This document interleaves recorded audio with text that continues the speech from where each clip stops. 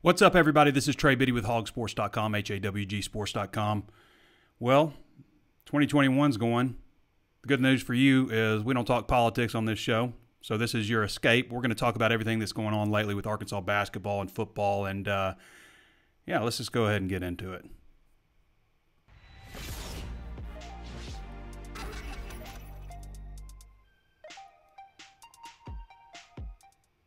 Before we get started, of course, I want to remind you there's plenty of ways to watch and listen. You can always tune in on Facebook Live. Be sure to follow the page if you have not done so already, and give us a thumbs up if you like the show. Also available on YouTube. Give us a like.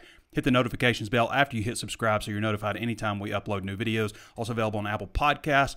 Be sure to throw us a 5-star rating and leave a review if you like the show. Let others know what to expect. Also available on Spotify, Stitcher, anywhere else you can think of to find your favorite podcast. Hog Sports is just $1 right now for your first month. So go to HawgSports.com and you can read all of our VIP content. Or if you want to just enjoy our free stuff, you can sign up for a free account. Also sign up for our newsletter. Sign up for our free text alerts. Great way to follow the Hogs and enjoy our free content. All right, let's jump right into it. 2021 has got off to a crazy start, of course, but again, like I said, we don't talk politics on here. We're not talking COVID, although I am locked down right now due to contact tracing. Daughter's at home, wife's at home. We're going to treat it kind of like a vacation of sorts. It's fine. It's fine. So I want you guys to go ahead and get your questions in because we're gonna have kind of a feedback-driven show today after we get over a few key items. Obviously, Curtis Wilkerson does a great job with our basketball show. We're going to touch on some basketball stuff, but if you really want the in-depth breakdown and analysis, you're going to want to tune into Hog Hoops Live. That'll be after the midweek show, and we'll get after. So the midweek show on Hog Hoops Live, it comes after the midweek game. So if the midweek game is on Wednesday, which it is this week against LSU, then Curtis will be on Thursday with you guys. But KK Robinson, freshman guard, one of the top prospects in the class of 2020, is out for the remainder of the season with a foot injury. He had surgery on Sunday to repair a bone in his foot, a fracture. So yesterday he got x-rayed. Musselman said during the press conference on Friday there was nothing on the x-ray. He'll have an MRI today. I guess that showed up. And then I'm assuming the trainers and doctors will look and try to determine what the course of action is. So obviously the course of action was surgery. We'll talk with Eric Musselman, I believe, at 2 o'clock today. Get a little bit of insight of what's going on this week with Razorback Hoops. Arkansas coming off a 99-69 win over Georgia on Saturday. It was a fun game to watch. Arkansas needed a bounce-back game. Georgia just forgot to come out in the second half. And Arkansas, it was a bit of a different lineup.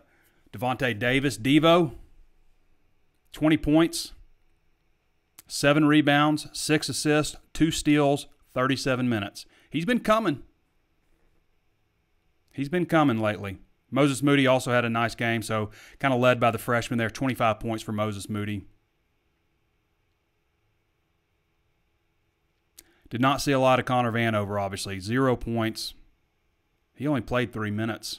2 minutes in the first, 1 in the second, started both, and it was out. Had a traveling call early. I think just with the pace of this game, with it being such an up-and-down game, just did not quite fit his skill set. There will be other times where Connor Vanover is needed, and we've seen where he's been needed. He's been in a little bit of a slump, obviously. He started off really strong, hit a little bit of a slump from three-point line. Obviously, we want to see him finish stronger. I think he tried to do that and ended up traveling early in the game. But there will be games where he's needed. Just looking ahead at the schedule, Arkansas has LSU on Wednesday in Baton Rouge, and then Saturday at Alabama. Both these teams are playing really well. The LSU game's at 6 o'clock on ESPN2 on Wednesday. And then Curtis will be with you on Thursday, probably around 10, 11 o'clock in the morning the next day. And then Alabama at 2:30 on SEC Network on Saturday in Tuscaloosa. So 2 road games this week. Can they win them both? Can they win one? Don't need to lose both of them.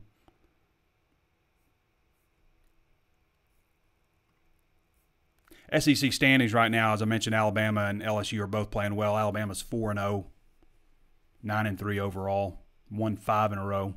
LSU has won 2 in a row. They're 3-1 in SEC play, 8-2 overall. So both those teams playing well. Alabama's 5-1 at home. LSU's 6-0 at home. Arkansas currently 10-2, 2-2 overall. Wins over Auburn, and then, of course, Georgia. So if you want more, obviously, on Razorback basketball, more in-depth analysis, again, be sure to check out Hog Hoops Live with our hoops man, Curtis Wilkerson. He does a great job. If you don't follow Curtis on Twitter, it's _Wilkerson on Twitter. It's a great follow. A lot of great analysis. Does Razorback, he doesn't just like do, simple game stories and stuff. He takes deep dives into each game, post-game and pre-game. Also covers recruiting and stuff. So if you like that kind of content, which we know you do if you're a Razorback fan, then you're going to want to follow Curtis Wilkerson and also read his content at HawgSports.com. So the latest stuff with Arkansas football, of course, Kenny Guyton, we talked about that a little bit, has been hired as the wide receivers coach, replacing Justin Stepp, who's actually meeting with the media right now in Columbia, well, via Zoom. But he's meeting with the South Carolina media right now. And so the latest thing happening, Dion Edwards has entered the transfer portal.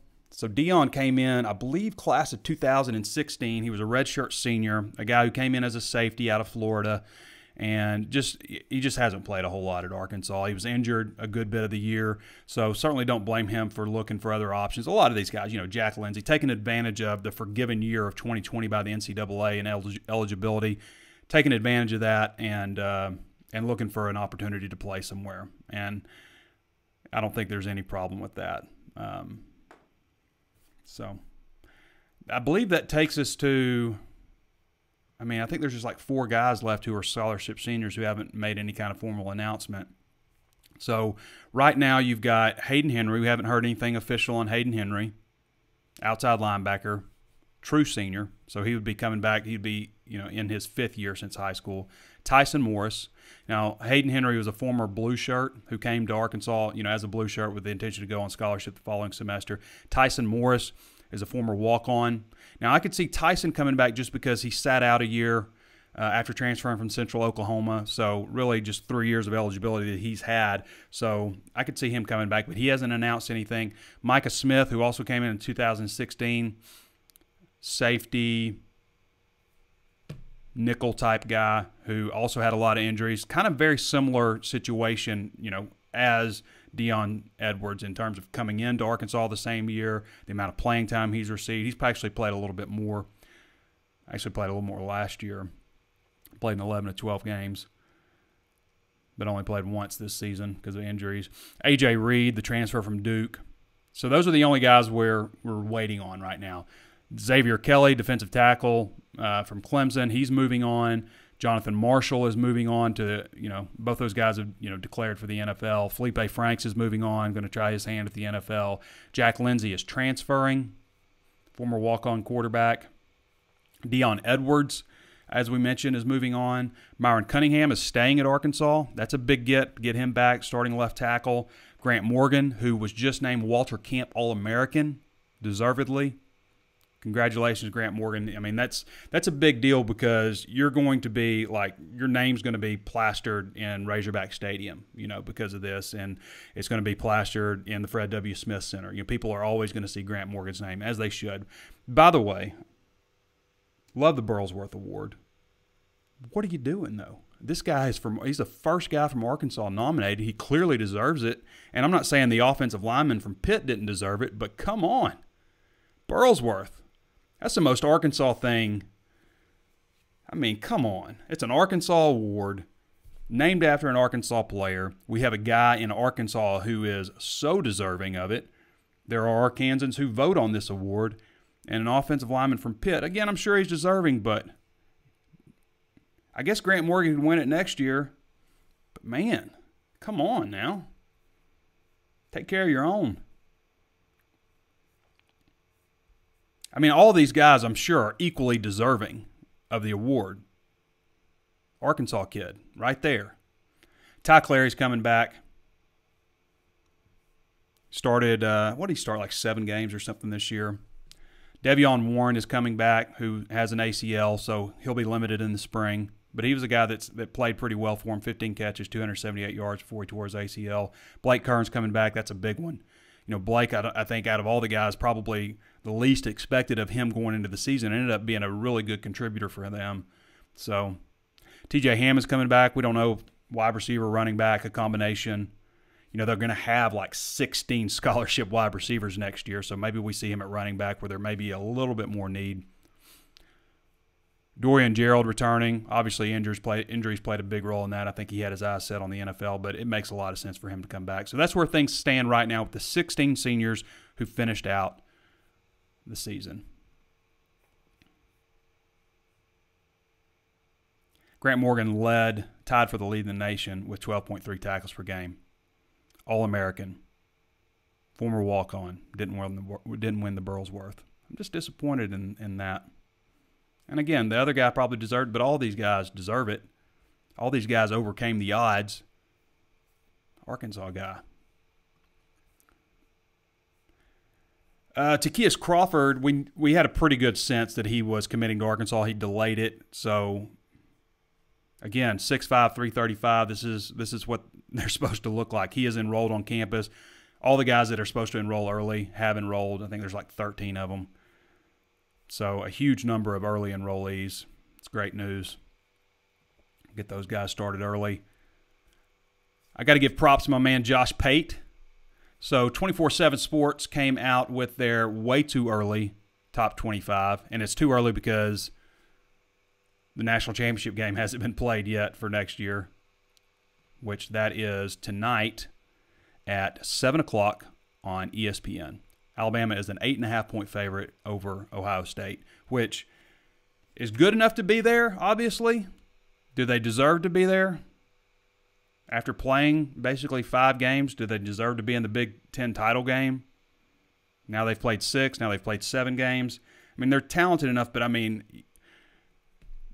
you got to make it through a reasonable schedule, I would think. I mean, Ohio State's here is because, the Big Ten bent their rules. They bent over and figured out a way to get Ohio State in there, which I'd still be ticked off if I was Indiana. But again, Indiana had their chance to beat them, but they didn't fit the qualifications to play in the Big Ten title game. Anyway, long story short, these are the 2 best teams. Okay, so, I mean, we can throw out, do they deserve to be there, which they don't because of the schedule. But these are probably the 2 best teams. I think it'll be a battle. I mean, 8.5 points, that might be too much. I don't know. You never know how things shake out at the end, but Alabama's got a heck of a team. Will this be Nick Saban's last game? I don't think it will be.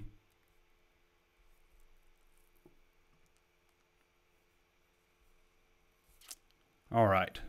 Let's look at this top 25. Again, I was giving Josh Pate props because Josh Pate put Arkansas 20th. So they had a panel of several people voting. Let's see. It was Brad Crawford, Bud Elliott, Chris Hummer, Brandon Marcello, Josh Pate, and Trey Scott. So it was 6 people. Josh Pate put Arkansas at 20th in the country. So they got 5 points in the others receiving votes. I think it's pretty notable that anybody on a national scale would look at Arkansas and say 20th. Right? So here's the poll. Alabama, number 1. Oklahoma 2, Clemson 3, Georgia 4, Ohio State 5, North Carolina 6, Iowa State 7, Notre Dame 8, Texas A&M 8, tied, Cincinnati 10th. That's the top 10. I'm not going to go through the whole list, but I'll mention some other SEC schools. Florida is at 11. Is that all the SEC schools? LSU is at 21. And then others receiving vote. Auburn is at 8. Arkansas is at 5. Ole Miss with 2. That's everybody. That Louisiana spot is notable because if we look ahead to Arkansas's schedule next season, that Texas game is big on September 11th in Fayetteville. But Texas opens that week with Louisiana. Louisiana's got a bit, they've got a good thing going with Billy Napier. So it's not like Texas can say, we got to look to this Arkansas game. They've got to pay attention to Louisiana. They've got to be ready for that game. Texas will have a new quarterback. Sam Ehlinger has opted to turn pro. They'll have a new head coach in Steve Sarkisian. That's an interesting matchup because Arkansas is in year 2, And, Texas is, not completely starting over, obviously. Texas recruits at a pretty high level. They've got talented players. But new coach, new quarterback. So that's interesting. When we look at this schedule for Arkansas in 2021, they open with Rice. Let's look at these non-conference games first of all. Because, how many games should Arkansas win next year to take a step forward? Technically, like if you looked at the season, you would say, this past season, you'd say, all right, they definitely would have won 3 non-conference games based on how they played this year. So they would have won the 3 non-conference games, probably not Notre Dame, but they would have won the 3 non-conference, okay? And then they won 3 conference games that were scheduled in, early in the season. So they would have won 6 games this season, not including what they might have done in a bowl game. So they would have won 6 regular season games. So is 6 an improvement? I would say, maybe you need to win 7 to say, okay, that's a step forward. But they should beat Rice on September 4th. They should beat Georgia Southern on September 18th. And they should obviously beat UAPB on October 23rd. So that's 3 right there, okay?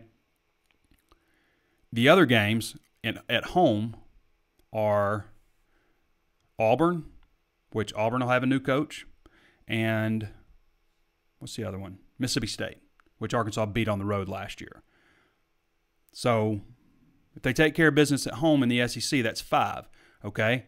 I wouldn't rule out the Texas game for Arkansas as a win possibility. It's going to be a tough one. Obviously, Texas fans are going to think they're supposed to win. Arkansas fans may think they're supposed to win.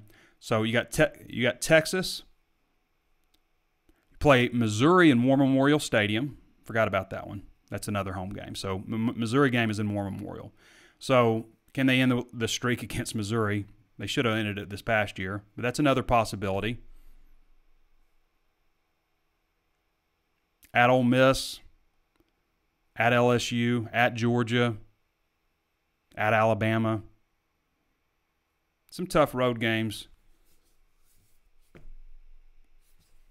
But I think Arkansas, I'm not going to sit down and make a way too early prediction on their record right now, but I don't think 7 wins is out of the realm of possibility for next year. And that would be a nice step forward.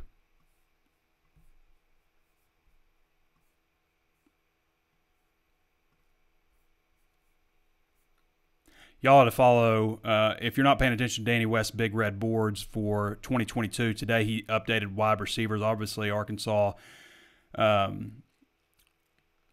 McAdoo committed to Florida State over the weekend. That definitely ties into Justin Stepp leaving, who had a good connection with him going to South Carolina. And a lot of people say, why didn't you just follow Justin Stepp to South Carolina? I think it's just the combo of Arkansas and, his lead recruiter and Justin Stepp being at Arkansas, versus not the same thing. You just have Justin Stepp way over in South Carolina. He's obviously had some good connections with Florida State. We're over a year away from the second National Signing Day, just a little bit under a year from the early National Signing Day, so there's a lot to be done. And Kenny Guyton has been on the job a week, so we'll see how things turn out there. But a long time to go before that. So that's pretty much the things I want to cover. Like I said, I want to make this a feedback-driven show. So let's see what we've got here. Randall Fowle says, any chance that Odom is leaving? Not for Texas, he's not. There's been discussion with other things like, LSU and whatever. I made it pretty clear before on the show that I think that, when he decided to come with Sam Pitman to Arkansas, that he'd be here at least a couple of years. He bought a house in Fayetteville. I don't think as an assistant coach that you buy a house unless you're planning on staying somewhere a while. So I think his friendship with Sam Pitman and, just everything he's been through, I think it makes sense for him to stay at Arkansas. I think the next job he leaves Arkansas for will, and I don't know what his NFL aspirations are, but that's, I guess, a possibility. But I think the next job he leaves Arkansas for will probably be a head coaching job, not a coordinator job. Pat Gamble says, go Razorbacks. NP Rich says, woo pig suey.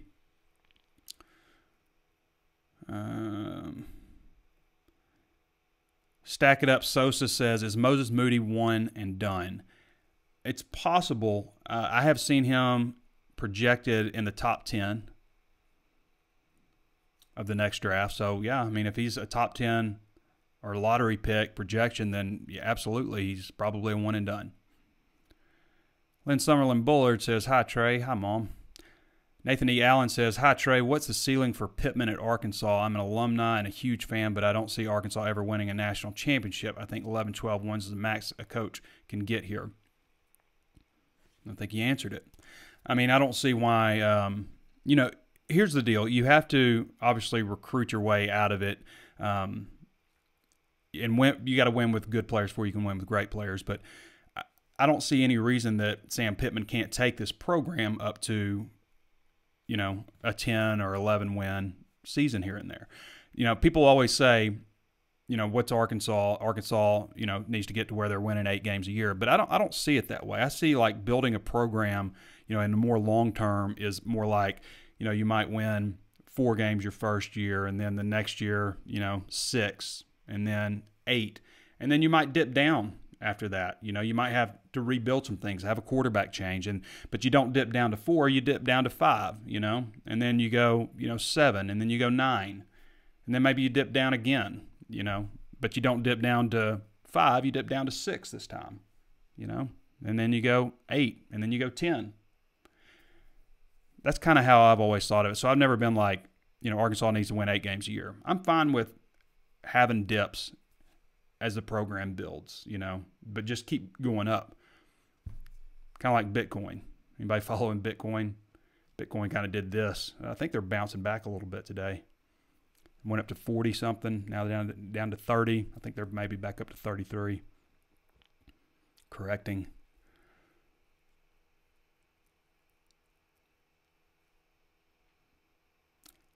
Kelby Sutterfield says, can you explain that award? What is it for? Not familiar.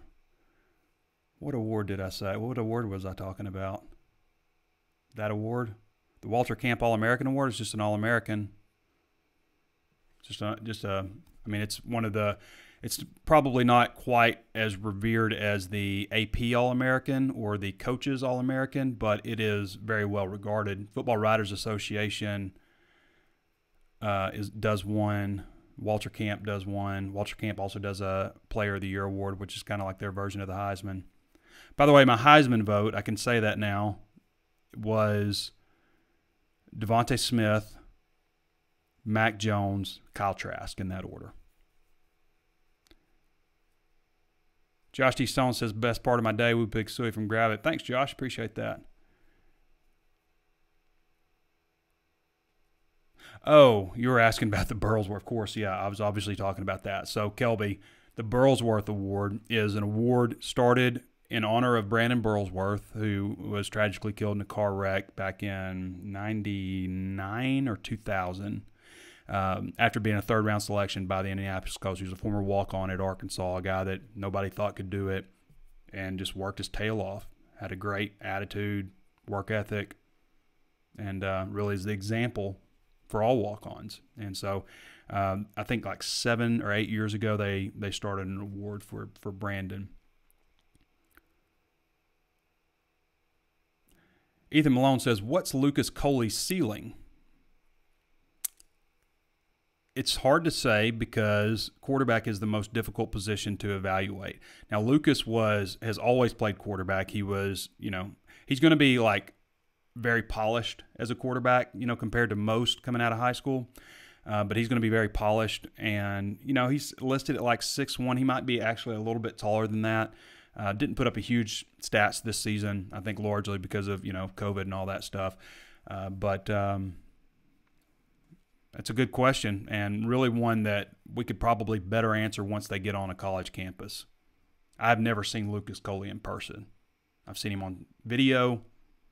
He was on Friday Night Tykes when he was a kid, but I haven't seen him in person. So that's a difficult one to answer, especially given the fact that quarterback is such a hard position. But what I like about Coley is he did what you would like a quarterback to do, and that is become Arkansas's best recruiter as a player.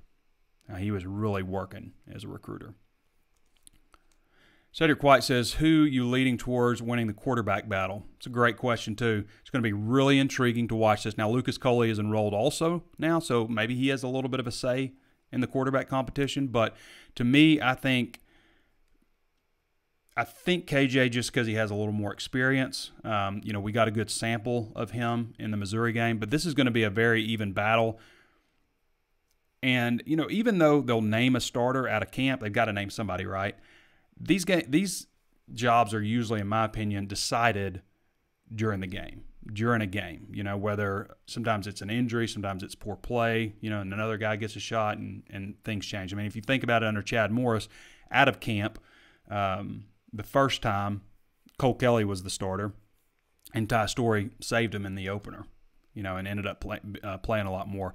And out of the next one, Ben Hicks was the starter, but Nick Starkel, at least early on, seemed like the better option at quarterback, and quarterback was never really decided that season. I mean, they were all over the place. So it really doesn't mean a whole lot out of camp. It's just, starter and name only. Lucas Coley's ceiling, that's kind of I answered that, sorry. But, yeah, I think I'll go with KJ right now, but they're two very different quarterbacks. KJ is long. He's a bull. I think he's listed at 236 pounds, so he can move a pile. He's got a really strong arm. We've talked about his throwing motion. He kind of had that, where you just bring it straight up. It's called a hitch. We just bring it straight up, and really didn't have that much velocity, didn't get a lot of rotation on the ball. When I saw him in high school, I remember thinking, he's got some work to do on that. But he was completing passes. He was accurate, and obviously he had a successful high school career. But I think one reason we see KJ sail it a little bit is because he has had to rework his throwing motion. And his arm strength is dramatically improved from what I saw from him in high school, where he just kind of shot put it a little bit. Now he's got, a much better wind-up. He throws the ball a lot better now. So they've reworked that. Malik Hornsby is already polished as a passer. There's obviously things that probably go up beyond my understanding of, footwork, stance, all those kinds of things. But he's got a nice arm, got good whip, and he can really run. He was probably, if he wasn't the fastest quarterback prospect, like legitimate quarterback prospect in the country in 2020, he was top 5 probably. So he's a little bit different, 6'2", 186 guy, electric speed. That kind of intrigues me, like when I think about the future with a guy like A.J. Green, who has a personal best of 10.38, 100 meters, as a state champion 6A in Oklahoma in the 100-meter dash. It kind of intrigues me, the idea of having him in the backfield also with a guy like Malik Hornsby. It kind of makes me think a little Steve Slayton, Pat White, West Virginia, something like that. So it is going to be a really interesting battle. I don't have a favorite right now, but if I was forced to say, I would say KJ, mainly because of experience. Doyle Bolger says, is this year's linebackers the best we have had in the past decade? Coming up this season? Well, I mean, you'd have to figure it'd be better than last year's because everybody is back and the young guys are older. So possibly the best in a decade. I mean, Martrell Spate was a heck of a linebacker. Brooks Ellis, Martrell Spate. They've been thin, though, this whole decade. So it's possible, yeah. I mean, you've got an All-American in Grant Morgan. Bumper Pool's back. Levi Draper will be healthy. He was injured in the Georgia game. So it's possible that you could say that. Hayden Henry, if he comes back. But it's not, at the same time, Doyle, it's like not saying a whole lot, that it would be the best in a decade. I mean, like Grant, I love him. He's a great player at Arkansas, but he is going to be limited at the next level, in terms of his draft stock. There have been plenty of linebackers that play under 6 feet tall. But it's going to impact his draft status, We'll see. Matt Kirk says, do we know, are there any transfers coming in the wide receiver room now that Step is gone? Transfers, I mean, well, there's Jaquaylin Crawford. I don't know if that counts because he came in last year. But Jaquaylin Crawford's a 4-star from Oklahoma, shifty wide receiver. He was going to be eligible to play in the bowl game. But aside from that, that's not like an area of emphasis. They want to bring in another offensive lineman. They want to bring in 2 defensive linemen. They got 4 spots. They used 1 post-signing day with Takias Crawford. So they got 3 spots left. Another offensive lineman and then 2 defensive linemen is what they would like to go with.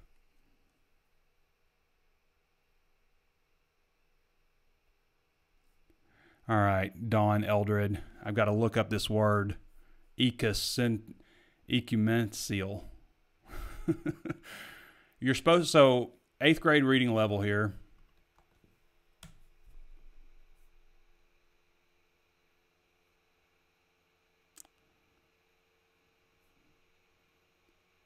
A peer-reviewed academic journal.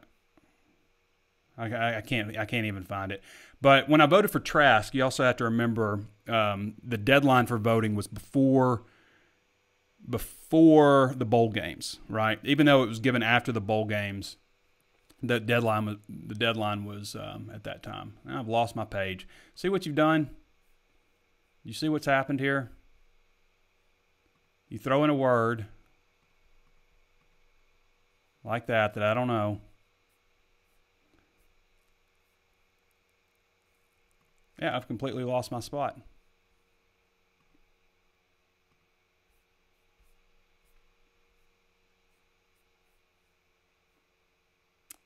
All right, give me a minute, guys.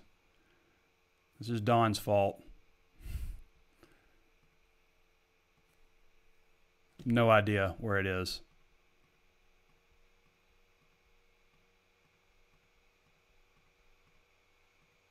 I'm going to have to ban him. I'm going to have to ban you, Don. All right, let's see if I can backdoor my way in this.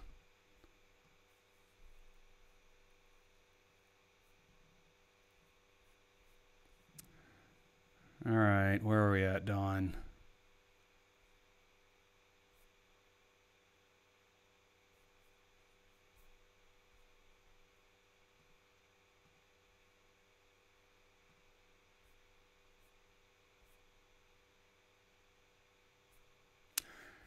I mean, it's just completely gone. I cannot find the page.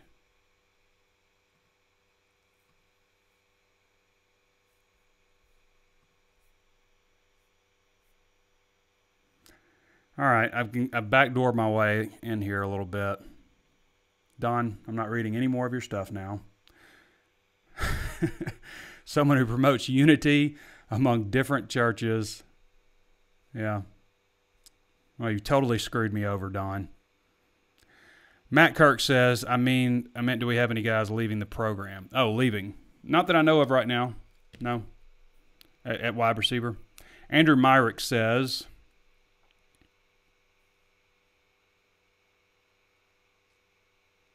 so I'm on this back doorway and it's bumping everything now. Damn it.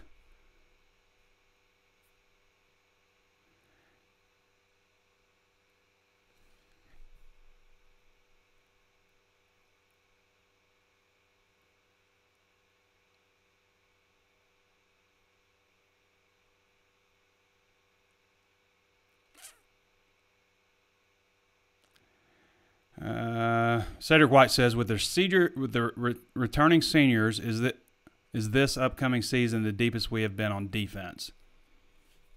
They weren't deep on defense last year, so maybe it's hard for me to say because Arkansas is always a little too thin on defense. Now, look at the secondary. I mean, everybody's back except for Miles Mason. So you do lose a player in Miles Mason, but you got some good, young, talented players like Nick Turner, Miles Slusher coming up, plus the guys that you've added, last year. Malik Chavis also is another guy that's, a quality younger player. So in the secondary, it's about as deep as I can ever remember. I will say that in the secondary. At linebacker, I think a lot depends on whether Hayden Henry comes back. Levi Draper, what kind of player is he? Is Andrew Parker going to continue to take steps forward and be an actual contributor for them? Is Zach Zymas, is he ready to contribute on a bigger level?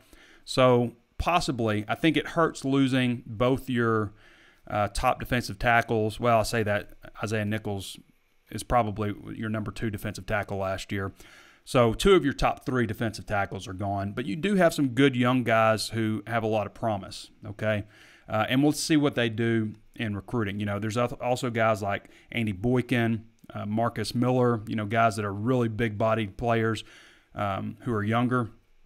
So defensive end, I think, has got some pretty good depth. They don't have a guy that's like, you're like, this guy can really get to the quarterback and is going to get, 12 sacks this year.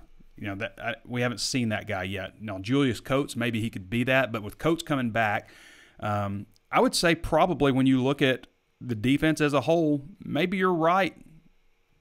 It might be the deepest that they've been in a long, long time on defense, especially if some of these young guys on the defensive line can step up and make an impact. And basically what I said, Levi Draper and those guys.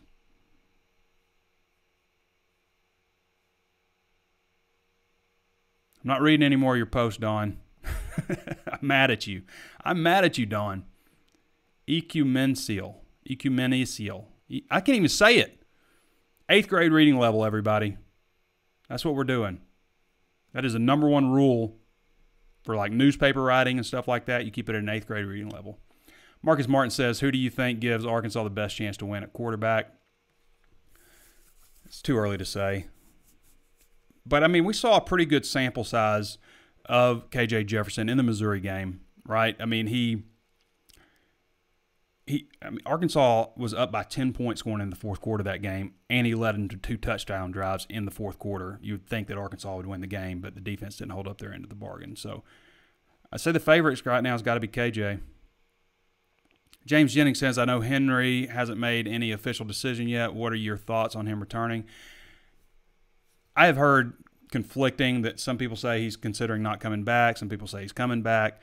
So it's been conflicting, but I think that he would be a nice addition. I mean, he's helped them every year, especially, the last couple of years. It'd be nice for him to come back for depth, like we were talking about earlier.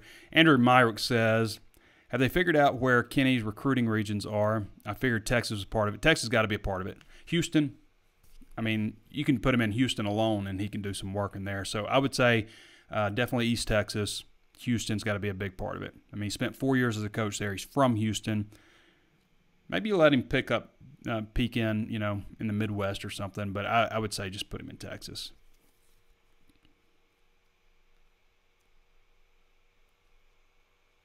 Just wondering if he had any other connection to the Southeast region. I mean, he really hasn't been anywhere. He's coached in Louisiana, so maybe at Louisiana Tech. So maybe there's some Louisiana tie there. I don't know. There's no reason to go out in Colorado, obviously. I would say Texas. Keep him in Texas. Maybe he's got some area in Louisiana.